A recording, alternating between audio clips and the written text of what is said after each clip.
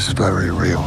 The First Omen is a 2024 supernatural horror movie, directed by Akasha Stevenson, who co-wrote the screenplay with Tim Smith and Keith Thomas, from a story by Ben Jacoby. It's a prequel to The Omen from 1976 and stars Nell Tiger-Free, Sonia Braga, Ralph Ineson, and Bill Nighy.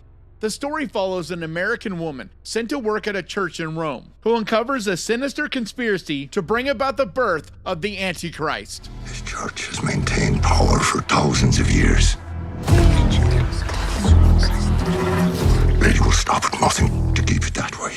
So I just got back from the theaters checking out The First Omen. And I really got to try hard to not be hyperbolic because, to be honest, I am through the moon with this movie. It's been a while since I've enjoyed a movie as much as I did this. I was captivated. I was so intrigued. Every scene to the next just felt like it was pulling me in more and more. But I also know this probably won't be for everyone. And on the surface, I wasn't expecting much at all going into this. If anything, I expected to be bored. It just did not seem like my jam. I'm not a huge fan of the original Omen. It's not that I don't enjoy the movie, but it is slow and it is a little boring to me. But I also understand its place and how influential of a film it was. It's a well done movie on every level, but it just is not necessarily my cup of tea. It's definitely a product of its time, but it's one of those movies that I appreciate more than I enjoy it, if that makes sense.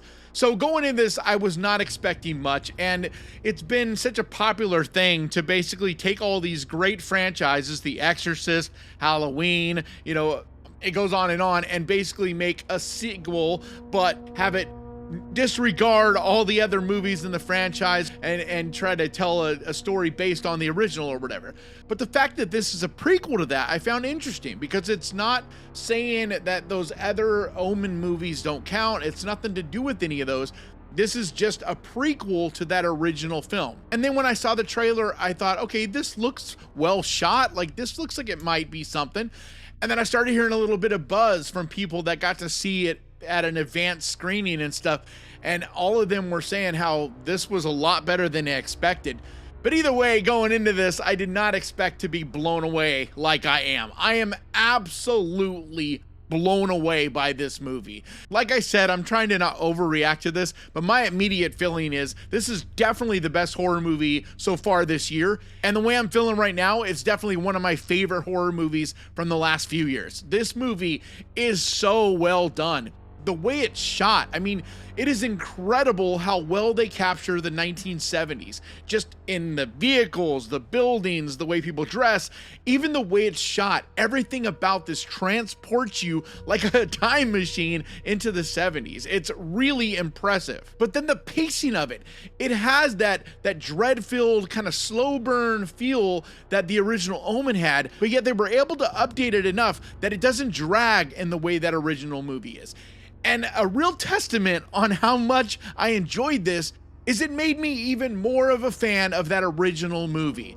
And to me, that's one of the main jobs. If you're going to do a prequel, you got to try to find a way to not only attach it to that original, but make you want to immediately go and rewatch that original. Just the cast in this, every single one of them give brilliant performances, especially our lead, Nell Tiger-Free. She just conveys emotion, and she's just such a likable character, but also you just really feel for her on so many different levels. But this film is not only dark and foreboding, it's intense, it's a nail biter, it'll have you on the edge of your seat, but the whole thing is just soaked in atmosphere, soaked in this dark, evil, creepy vibe. It's just incredible. But the attention to detail, the set design, everything about it just feels absolutely so well done. And I know how crazy this is to say, but it just feels like a classic film. Like right away, it feels like this is one of those classic horror movies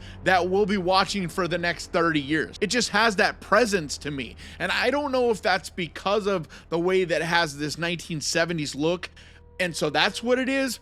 I'm not exactly sure, other than just that the whole thing just feels like they were meticulous, like there was real passion in this, and like something that every person involved really cared about what they were making. And I honestly can't say how I'm gonna feel in a year from now or 5 years from now or whatever, but at least in this moment, without seeing it more than once, I do feel like this is one that I could definitely see being a classic. And it's so wild to me how this just came out of nowhere. I did not expect this to be as good of a film as it is. I definitely didn't think I would hear myself saying that it's the best horror movie so far this year, especially as much as I've enjoyed a lot of the horror movies we've been getting, especially the last few weeks. We've got some real bangers, but this has a presence and polish about it that just really made it shine. Even the sound design in this, it's just so haunting and creepy. Everything from when they just go completely silent and you could hear a pin drop, to the way the fire sounds at times, to the way you hear these weird whispery voices that you just can't quite make out, to the music itself. Just everything in this film just has this evil, creepy presence. I also don't want to forget to mention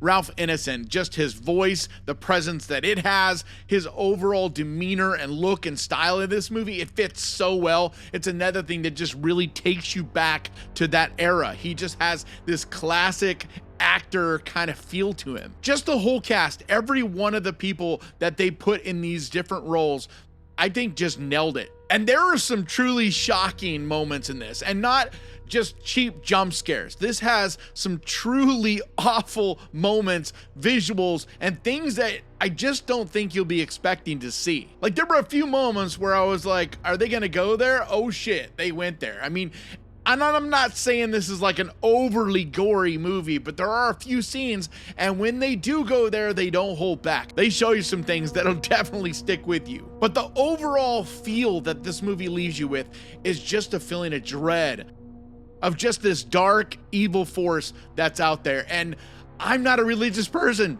To be honest, I don't believe in a lot of this stuff, and yet I feel like this is the best religious horror movie I've seen in quite a while. It really captures what makes for a really good religious horror movie. Something that just fills you full of that fear, that unknown, that evil entity, that satanic force that just really envelops you when it's done right. And I think this is absolutely done right.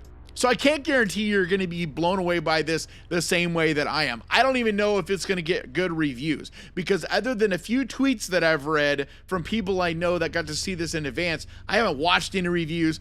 I don't really know at this point how much people are going to like it or dislike it or whatnot. But I will say this. If there's any movie right now that you take my word on to go see while it's in theaters, it would be this movie. And that's not to say I don't love all these other movies I've been recommending in theaters this year, but this to me has the best chance of any of the movies so far this year of being in my top 10, if not right at the top of my best of the year list. I think this is a truly special horror movie, and one that I highly, highly, highly recommend. How you control people who no longer believe.